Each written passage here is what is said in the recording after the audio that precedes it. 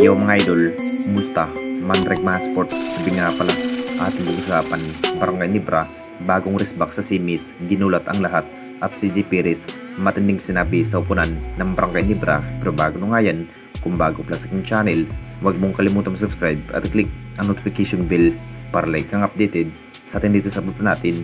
So ang kupunan ng SMB na nga rin ang kanilang makakarap ng ating Barangay Nibra ngayon si Miss Philippine Cup. Ito na nga ba ang inihintay ng lahat kung ano pa nga ba ang magiging dapat gawin ng ating Barangay Nibra dahil hindi rin biro kapag ang kupunan ng SMB ang kanilang makakarap dahil isa rin sa pinakahusay at lakas sa ating liga. Magiging impact na nga rin sa bawat laban ang kupunan ng Barangay Nibra dahil tinalo nga ang kupunan ng Converge sa playoffs. Masasabing tagumpay nga ang pangarap ng Barangay Nibra na makapasok sa semis. Inanunsyo na nga rin ang upunan ng Barangay Nibra Management na may bagong resback ang upunan ng Barangay Nibra. Ang plano na nga rin ng Jenkins, huhugot na nga ba ng bagong player? Talagang kukunin na nga ba ang nasabing player na si Stan? Ito pa rin ang naging sinabi ni Coach Tim dahil kulang-kulang pa rin ang nagiging bigman ng Barangay Nibra sa ilalim. Kung bakit nahihirapan nga si Japet Aguilar makapag-adjust kung makapagdesisyon ang Nibra Management mga idol na maibalik ang nasabing bigman na si Stan.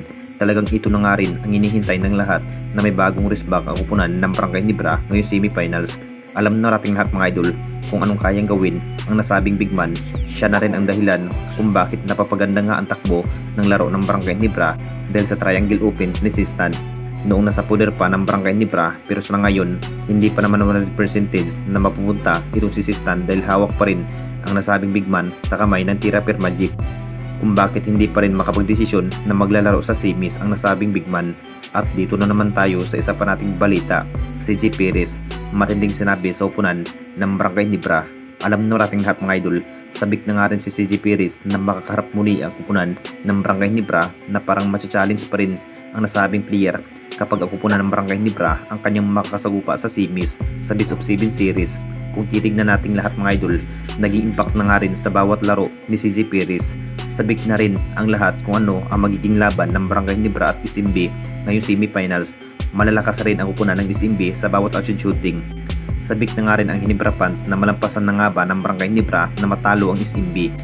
Dahil nakita naman nating lahat na sa aktong finals na talagang talo pa rin ang kupunan ng Barangay Nibra tulad nga sa TND Tropang Giga. Kumpiyansa pa rin si CJ Perez mga idol na kayang talunin ang kupunan ng Barangay Nibra dahil kulang-kulang ng araw sa defense.